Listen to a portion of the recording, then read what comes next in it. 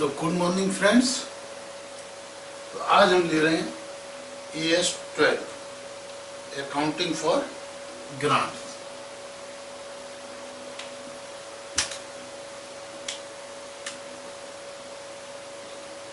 ES 12 that is accounting for government grants. Okay, accounting for government grants.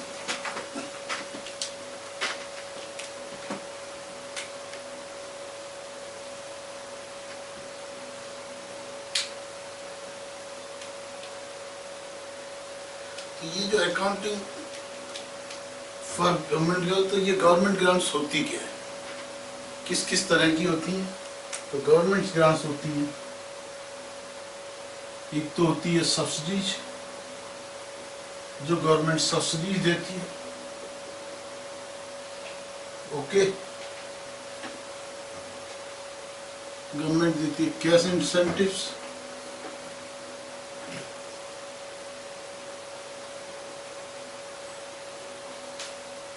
Cash incentives.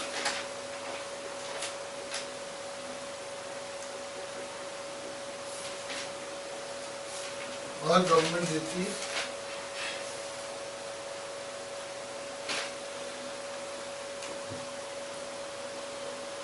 मान low duty drawback.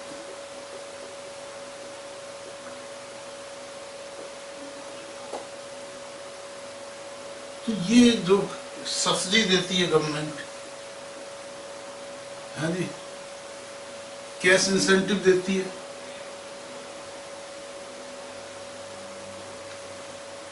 हाँ जी, तो ये बिना किसी शर्त के, बिना किसी कंडीशंस के दे देती होगी गवर्नमेंट। सोचिए, बताइए। तो गवर्नमेंट जब भी ड्यूटी ड्रॉबैक देती है, कैश इंसेंटिव देती है, सब्सिडी देती है, इन सब केसेज में दे आर सर्टेन कंडीशंस। कुछ कंडीशंस, कुछ शर्त लगाती है कि इन कंडीशंस पे आपको duty drawback, cash incentive, subsidy मिलेगा। यानी आपको कुछ टर्म्स एंड कंडीशंस, है ना, यानी कुछ कंडीशंस की कंप्लायंस करनी होगी। क्या करनी होगी? Compliance, conditions to be complied, compliance of certain condition of conditions. Okay,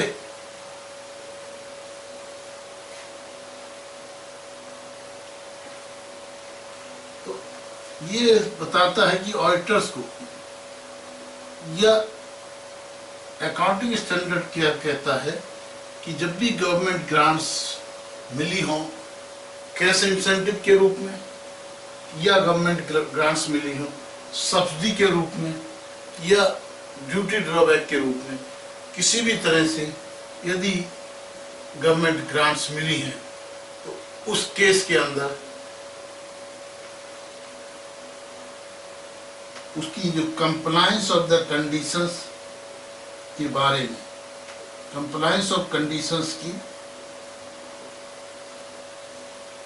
auditor को क्या करना है? Reasonable assurance, reasonable assurance obtain करनी है regarding compliance of the conditions. ये कंडीशंस, जो कंडीशंस इम्पोज की हैं, ये कंडीशंस कंप्लाई हो रही हैं, इस कंप्लायंस के बारे में रीजनेबल एश्योरेंस ऑब्टेन करनी। Okay, reasonable assurance about the conditions. ठीक है, reasonable assurance about the conditions. Okay, अब हमें देखना है ये गवर्नमेंट ग्रांट्स होती क्या क्या है।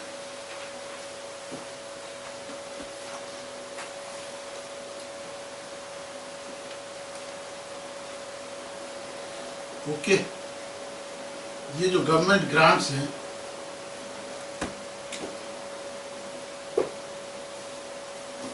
ये गवर्नमेंट ग्रांट्स क्या क्या ग्रांट्स होती हैं, ये हमको देखना है।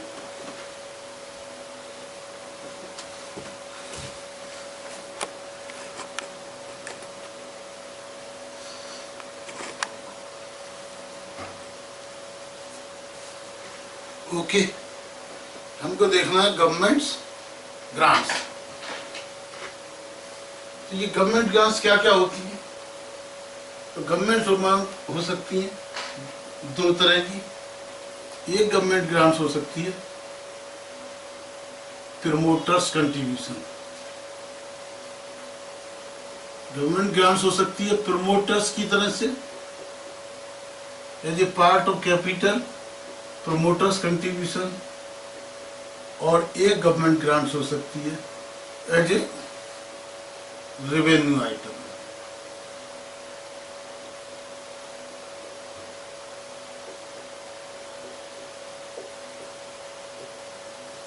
As a promoters contribution and revenue.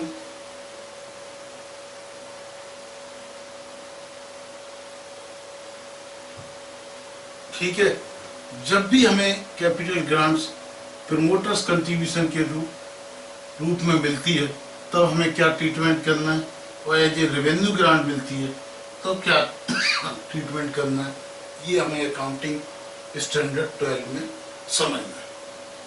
हाँ जी, तो बताइए क्या करेंगे। तो कि प्रमोटर्स कंट्रीब्यूशन के रूप में जो भी ग्रांट्स मिली है उसको हम लोग ट्रांसफर करेंगे। स्टैंडर्ड क्या कहता है, आपको ट्रांसफर करना है कैपिटल रिजर्व के अंदर, and this amount is not available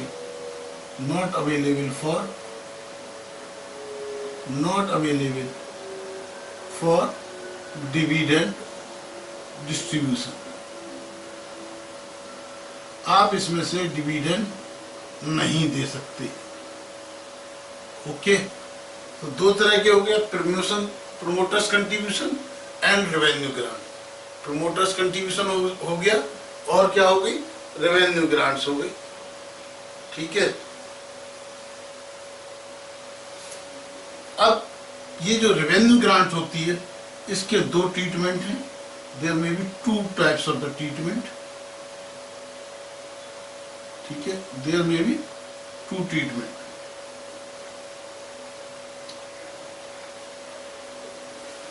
हाँ जी, क्या क्या हो सकता है। सबसे पहला, deduct from particular expenses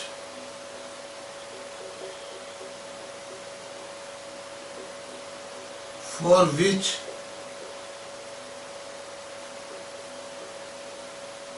grant was received।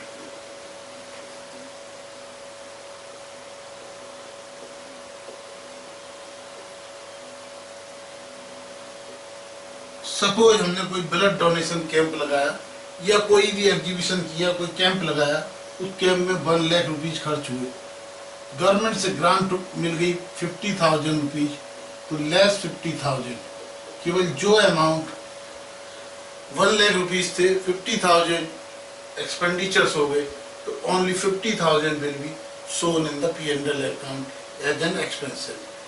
P&L के इनर कॉलम में हम या शेड्यूल्स में 50,000 डिडक्ट करके दिखाएंगे। एक तरीका तो ये है। दूसरा, systematic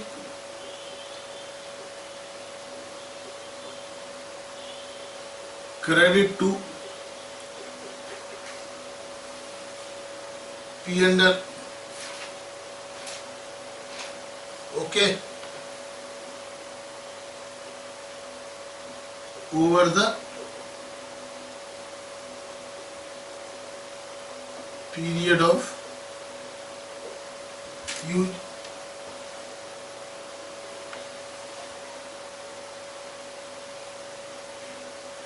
over the period of use या मटेरियल कॉस्ट। यानी हमने जितनी भी ग्रांट्स है उस ग्रांट्स को एक रिजर्व या ग्रांट्स अकाउंट में रखा, और जैसे जैसे उसका जिस साल यूज हो रहा है तो सिस्टमैटिक हमने उस ग्रांट्स में से उतना पैसा, या तो हमने क्या किया, टोटल एक्सपेंडिचर्स में डिडक्ट कर दिया, लेकिन अगर जिस तरह डेफर्ड की तरह ग्रांट मिली किसी काम के लिए तो उस ग्रांट का हमने कैपिटल साइड में ग्रांट लिखा, और उस ग्रांट्स का एक पर्टिकुलर पोर्शन जिस तरह अमोर्टाइज करते हैं, राइट ऑफ करते हैं, इसी तरह पर्टिकुलर पोर्शन क्रेडिट किया एवरी ईयर, तो these are the treatment. Okay, अब आ जाइए रेवेन्यू ग्रांट के बाद में जो कैपिटल ग्रांट्स मिलती है, या grant for the assets. Okay, अब आ जाइए यदि ग्रांट असेट्स के लिए मिली है, ग्रांट फॉर असेट्स, ठीक है, तो नाउ हम बात करते हैं accounting treatment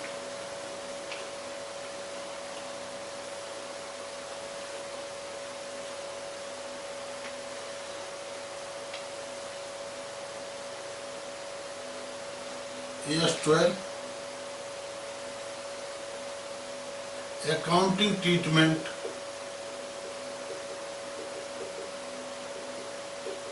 of government grant for assets।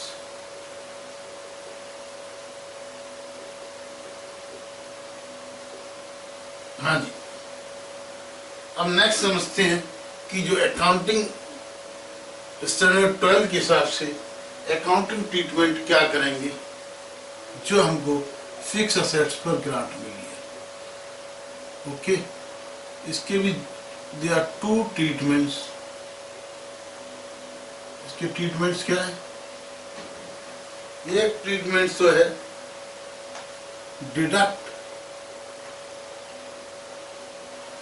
Deduct grant from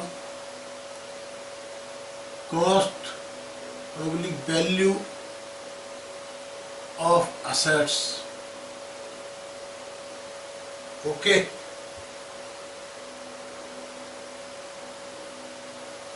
ठीक है।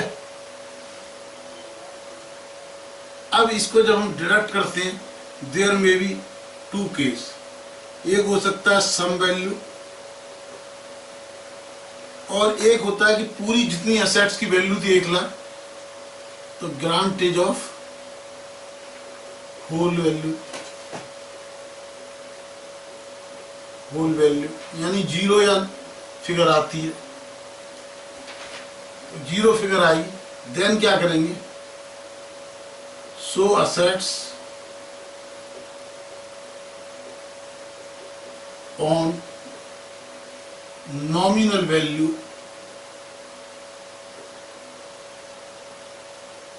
that may be ₹1 and no depreciation,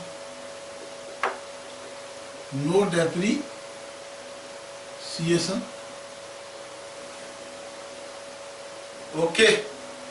अब इसकी सम वैल्यू है, तब क्या करेंगे,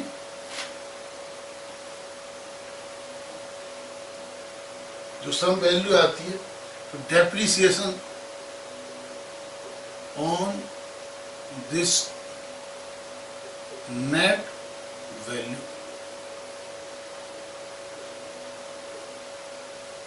क्लियर?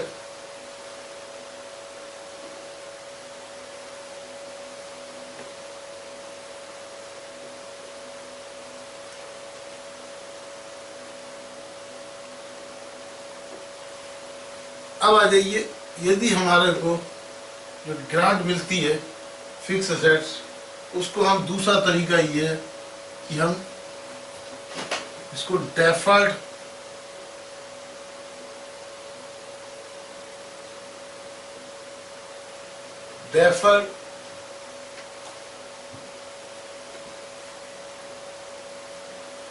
असेट दिखा सकते हैं, वो डेफर्ड अमाउंट। और क्या कर सकते हैं, इन दैट केस क्या होगा, depreciation on whole amount. Depreciation क्या लगेगा, होल अमाउंट पे डेप्रिसिएशन लगेगा, depreciation is on whole amount, है ना। However,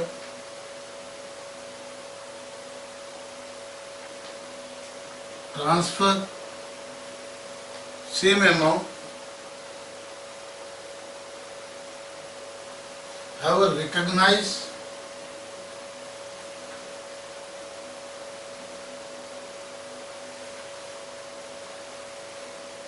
income or amount of grant equal to depreciation amount every year.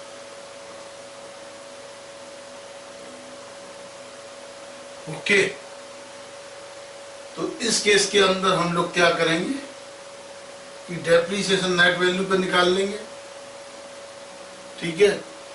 Depreciation किस वैल्यू पर निकाल देंगे, सिमिलर वैल्यू डेप्रीसिएशन निकाल लेंगे, और डेप्रीसिएशन डेफर्ड एसेट्स अमाउंट दिखा कि जितना डेप्रीसिएशन आएगा एवरी ईयर हम उतने डेप्रीसिएशन को अकाउंट फॉर कर लेंगे। क्लियर, तो उतने अमाउंट को हम लोग क्या करेंगे, क्लियर अकाउंट फॉर कर लेंगे। तो ये दो तरह की ट्रीटमेंट हम कर सकते हैं in the case of the fix assets. हाँ, अब आ जाइए accountant treatment for non depreciable assets, for non-depreciable assets। non-depreciable assets होगा तो क्या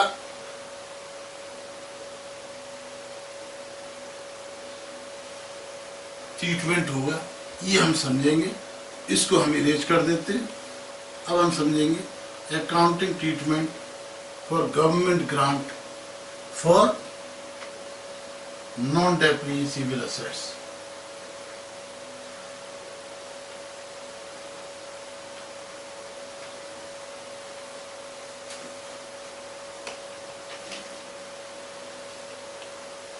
okay, for non-depreciable assets।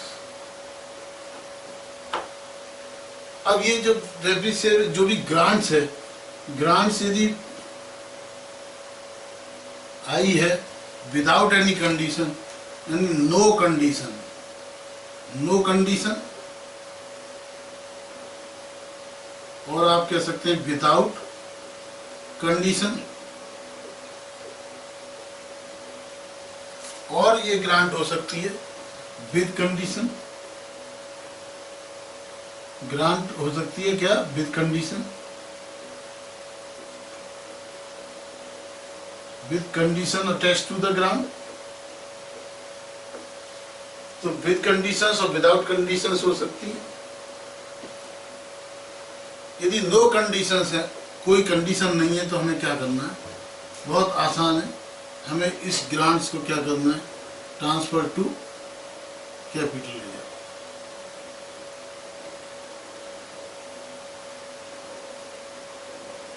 Transfer to capital reserve.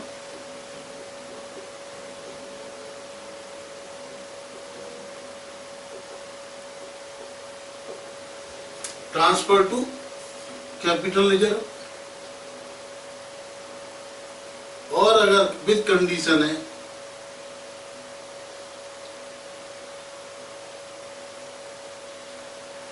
तब हमें क्या करना है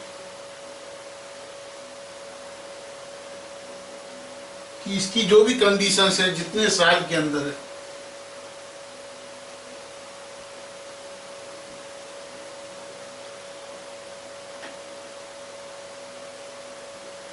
credit to the P&L of the similar period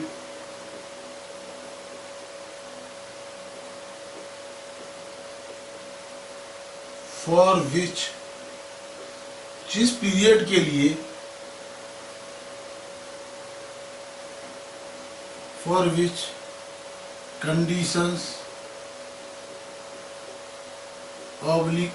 obligations conditions और obligation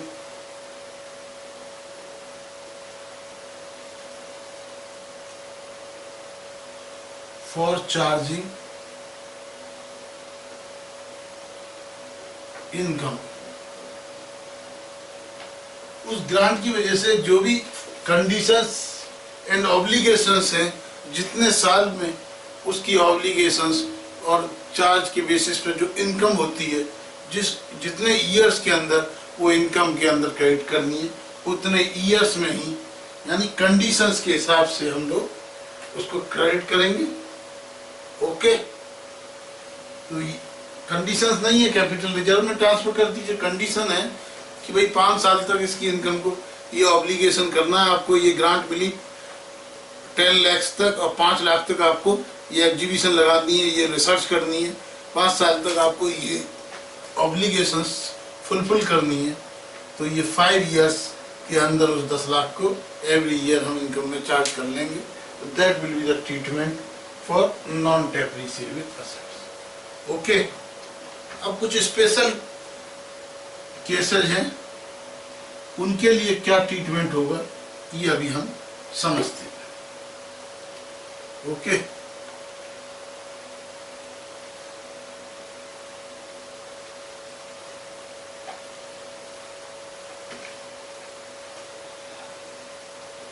for special cases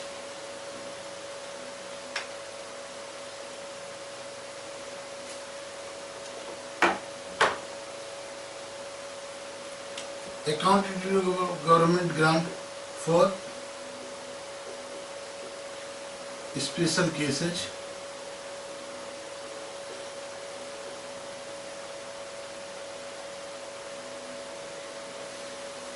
accounting treatment of government grants for the special cases।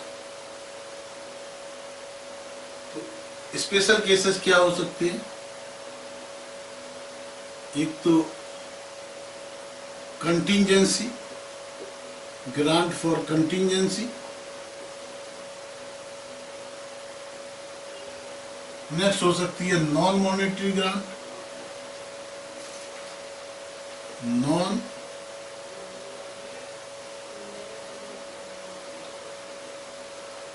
Monetary grant,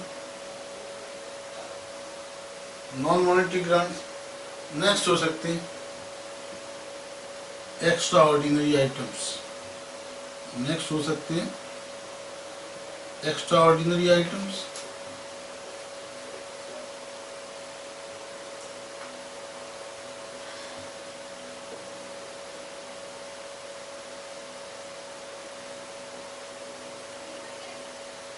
next हो सकते हैं contingency, non monetary grants and extra ordinary items.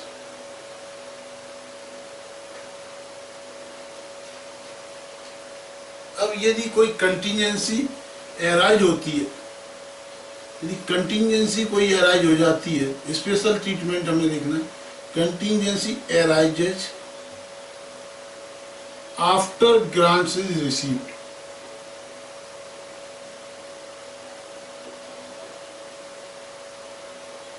Grant received हो गई, कुछ conditions के साथ हो गई या विदाउट कंडीशंस हो गई, उसके साथ कुछ कंटिंजेंसी आ गई, तो हम कैसे ट्रीटमेंट करेंगे? In that case AS4 events occurring after balance sheet date, contingency के लिए हमें contingency and events occurring after balance sheet date accounting standard 4 के हिसाब से। ओके, अब नॉन मॉनेटरी ग्रांट किस तरह की होती है? नॉन मॉनेटरी ग्रांट में 2 चीजें हो सकती हैं। या तो एक हमको जो है असेट्स दे सकते हैं कंसेशनल रेट पर या निल वैल्यू पर। कोई असेट्स हमको दे दी गई कंसेशनल रेट पर और कोई दे दी फ्री ऑफ कॉस्ट यानी निल वैल्यू पर। ओके, तब क्या ट्रीटमेंट होगा? यदि कंसेशनल रेट पर दी गई है तो ट्रीटमेंट होगा, रिकॉर्ड है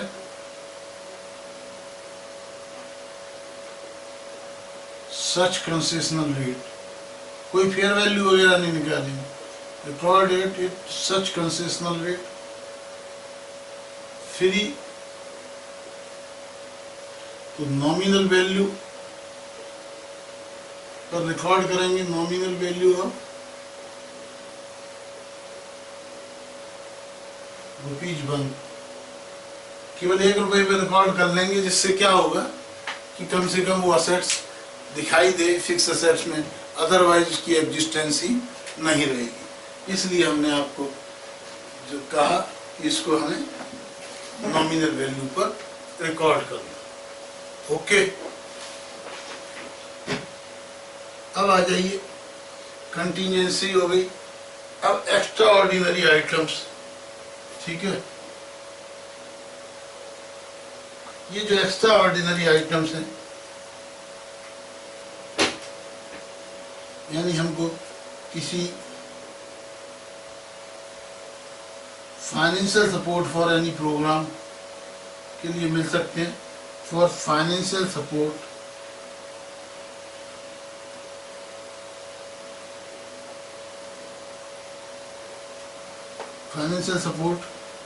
में मिल सकते हैं किसी भी प्रोग्राम की, ओके। या फिर हमको मिल सकते हैं किस काम के लिए, टू कंपनसेट प्रीवियस एक्सपेंसेस और loss, compensate previous years expenses और लॉस, ओके। तो जो एक्स्ट्रा ऑर्डिनरी आइटम्स के लिए, चाहे फाइनेंशियल सपोर्ट के लिए मिले हों, तो हमें जो एक्स्ट्रा ऑर्डिनरी आइटम्स है, तो AS5 के हिसाब से ट्रीटमेंट ऑफ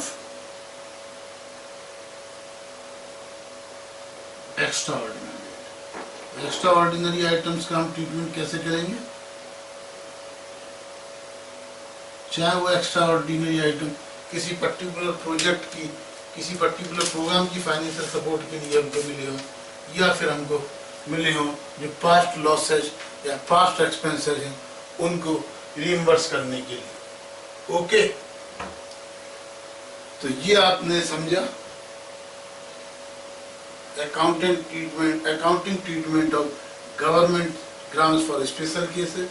स्पेशल में 3 केसेस हो सकते हैं, कंटीजेंसी हो सकती है, नॉन मॉनेटरी आइटम हो सकते हैं, और एक्स्ट्रा ऑर्डिनरी। कंटीजेंसी हो सकती है, नॉन मॉनेटरी ग्रांट्स हो सकती है, तीसरा एक्स्ट्रा ऑर्डिनरी आइटम हो सकती है, ओके। कंटीजेंसी के अंदर जब भी कंटीजेंसी अराइज होनी है तो हमको AS4 के हिसाब से ट्रीटमेंट करना है। नॉन मॉनेटरी ग्रांट में हमको कोई असेट्स, मान लो कंप्यूटर दे दिया, वो कम कीमत पे दे दिया, कंसेशनल रेट पे दे दिया, या फ्री ऑफ कॉस्ट दे दिया। यदि कंसेशनल रेट पे दे दिया तो उसको रिकॉर्ड कर लीजिए, record at such concessional rate. और फ्री ऑफ कॉस्ट दे दिया या नील वैल्यू पे दे दिया तो जो भी नॉमिनल वैल्यू ऑफ ₹1 है उस पर रिकॉर्ड कर दीजिए।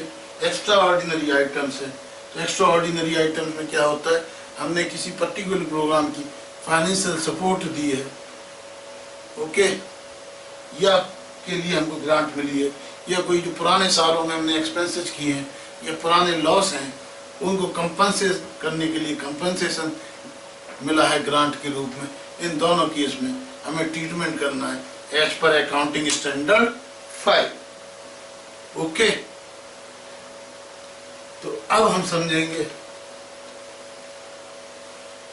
Treatment of refund of grant, treatment of refund of grant. तो ये अरेंज कर दें, हाँ सर, यस सर, ये आप कर दीजिए।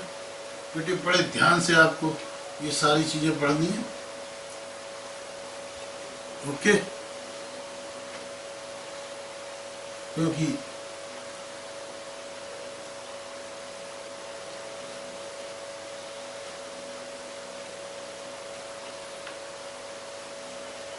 बहुत ही इम्पोर्टेंट है ये एग्जाम पॉइंट ऑफ व्यू से, ठीक है।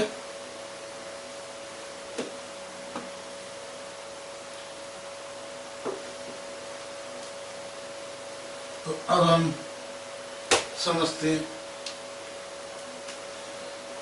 refund of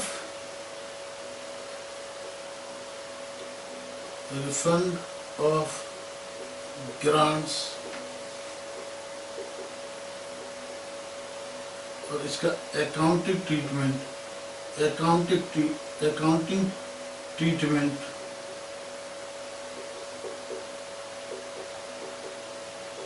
as per ES 12। तो ये हमको पढ़ना है, refund of government grants and accounting treatment as per ES 12। ठीक है, तो सबसे पहले आपको ध्यान रखना है कि treat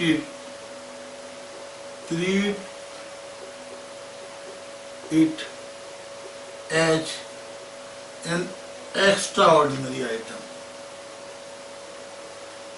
treat is an extraordinary. Generally refund होता नहीं है, लेकिन यदि कुछ इस तरह की पोजीशन है तो इसको हमें क्या समझना है, treat it as an extraordinary item. Refund of government grants को हम लोग ट्रीट कैसे करेंगे, हम इसको ट्रीट करेंगे as an extraordinary item. Okay, तो ये 3 तरह का हो सकता है रिफंड। हाँ जी, रिफंड रिलेटिंग टू, जिस तरह की ग्रांट्स होती थी, ग्रांट्स 3 तरह की थी, तो रिफंड भी 3 तरह का, रिलेटिंग टू रेवेन्यू और रिलेटिंग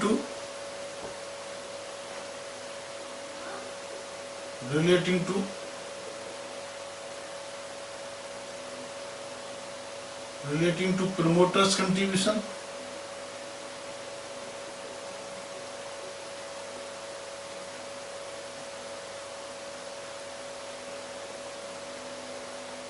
हाँ जी, और क्या हो सकता है,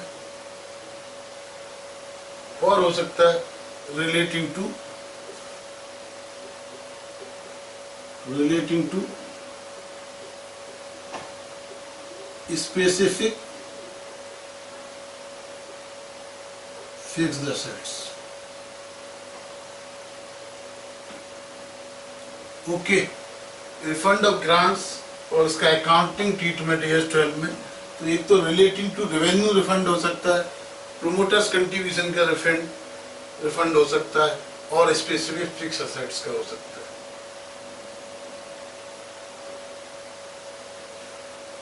ठीक है, तो जब भी रेवेन्यू से होगा, रिलेटिंग टू रेवेन्यू होगा, तो हमें समझना है कि अकाउंटिंग ट्रीटमेंट हमें क्या करना होगा।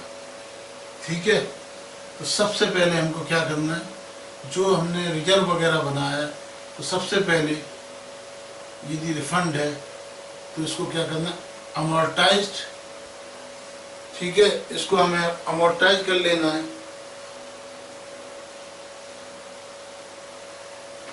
या आप इसको लिख सकते हैं first apply amortise amount. First apply amortized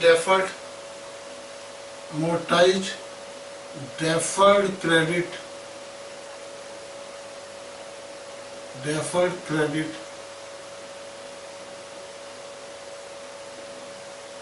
of grants। तो जब भी हमने कोई अमोर्टाइज किया है, ठीक है,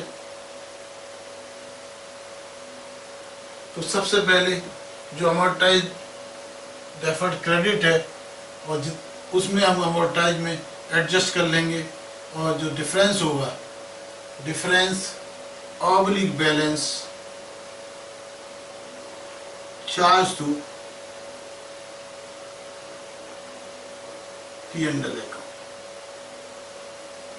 ओके, जितनी ग्रांट की क्रेडिट हमारे पे बची होगी, ठीक है, जो कि हमें बाद में अमोर्टाइज करनी है, तो जितनी ग्रांट्स बनी होगी, यदि उससे एडजस्ट होता है तो उससे एडजस्ट कर लेंगे, लेकिन यदि रिफंड ज़्यादा करना है, उससे एडजस्ट नहीं हो पाता, तब हम उस रिफंड को के जो बैलेंस है उसको चार्ज करेंगे प्रॉफिट एंड लॉस अकाउंट का। ओके, अब जो प्रोमोटर्स कंट्रीब्यूशन में हमने बताया था, जितनी ग्रांट मिलती है उस ग्रांट को हम लोग क्या करते हैं, कैपिटल रिजर्व में ट्रांसफर करते हैं। तो इन दैट केस जो भी रिफंड मिला उस रिफंड को डिडक्ट फ्रॉम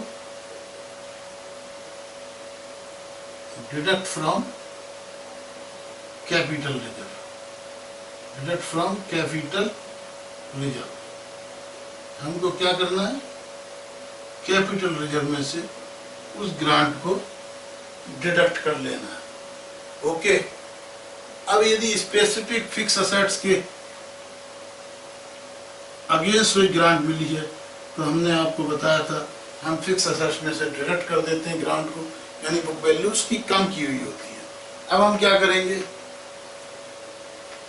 अब हम उसके लिए क्या करेंगे, जितना रिफंड है उस रिफंड को असेट्स को डेबिट कर देंगे, यानी इंक्रीज द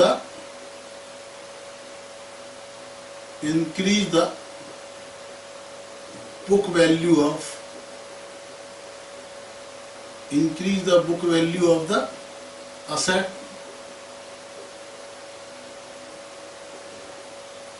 हम असेट की बुक वैल्यू इंक्रीज कर देंगे। Okay,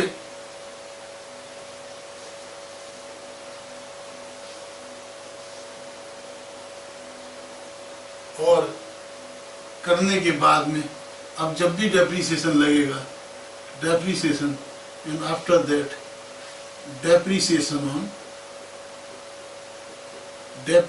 on revised book value, और हमारा जो डेप्रीसिएशन भी लगेगा, depreciation will be on revised book value.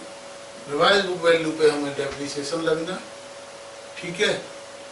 या दूसरा ट्रीटमेंट है, या जो डिफरेंस है, यदि हमारी बुक वैल्यू खत्म हो जाती है तो हम क्या करेंगे, डिडक्ट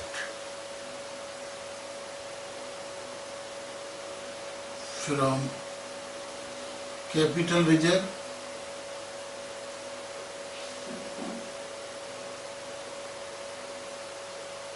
दो ट्रीटमेंट है।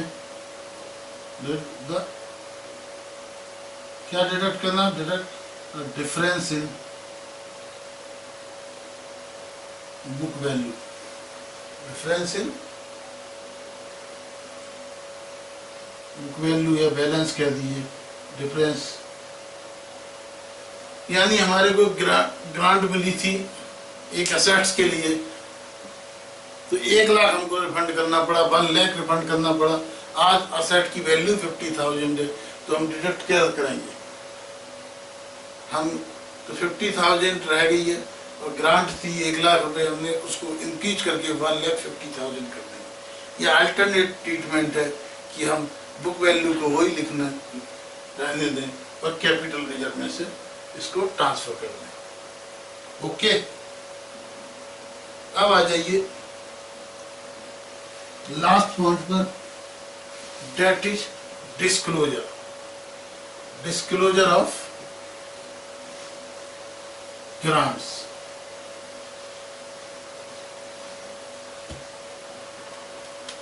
Disclosure of government grants AS12। जो AS12 के अंदर जो गवर्नमेंट ग्रांट्स है उसका हम डिस्क्लोजर कैसे करेंगे ये अब हम सीखते हैं। इसको हम इरेज कर देते हैं। आपने कॉपी कर लिया होगा ये मानते हुए, कर लिया है कि सबने?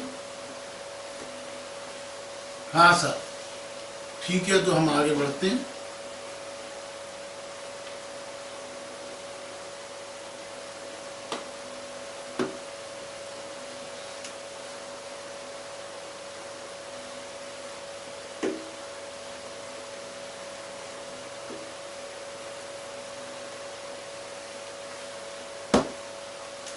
ये जो गवर्नमेंट ग्रांट्स है इसका डिस्क्लोजर हम AS12 के हिसाब से करते हैं।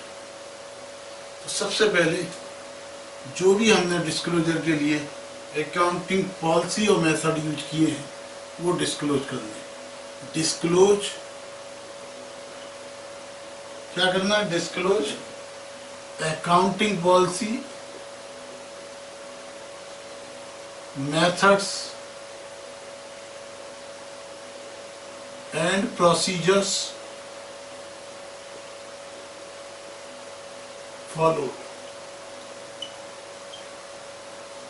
ठीक है, इंक्लूडिंग वर्ड भी लिख सकते हैं, including methods and procedure followed.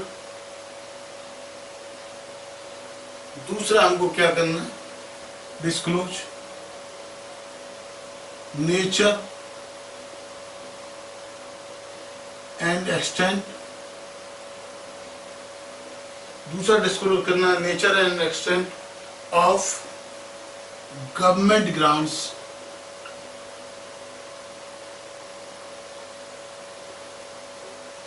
recognized, government grants recognized in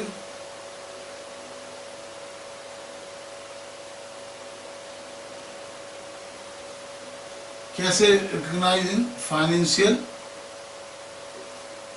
recognize in financial statement, nature and extent of government grant recognized in, ठीक है, including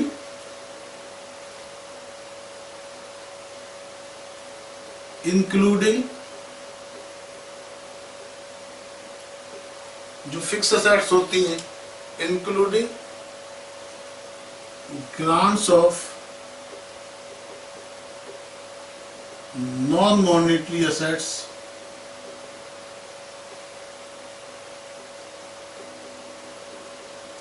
including grants of non-monetary assets given at a concessional rate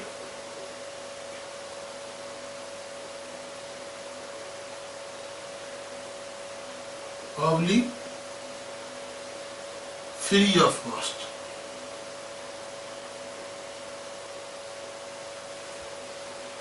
तो हमें disclosure क्या करना है? Disclose accounting policy including methods and procedure followed, nature and extent of government grants recognised in the financial statement, और साथ ही साथ हमको डिस्क्लोज करना है grants of non monetary assets given at a concessional rate and free of cost. Okay, तो ये हमने समझा गवर्नमेंट ग्रांट्स के बारे में, बहुत ही इम्पोर्टेंट है और आपको समझना है। ये ऑडिटिंग के लिए भी बहुत इम्पोर्टेंट है, अकाउंटिंग के लिए भी बहुत इम्पोर्टेंट है। तो आपको बेसिक गवर्नमेंट ग्रांट्स का ट्रीटमेंट समझना है, रेवेन्यू आइटम्स का, कैपिटल आइटम्स का, ओके, और स्पेसिफिक मॉनेटरी आइटम्स का, नॉन मॉनेटरी आइटम्स का, और स्पेसिफिक असेट्स का कैसे ट्रीटमेंट होना है, कब होना है, और साथ ही साथ हमको यदि कभी ग्रांट्स रिफंड करनी पड़े उसका ट्रीटमेंट कैसे करना है। ठीक है, तो आज हम ES 12 के बाद में अब नेक्स्ट चैप्टर में हम लेंगे AS 13। Okay, thank you very much.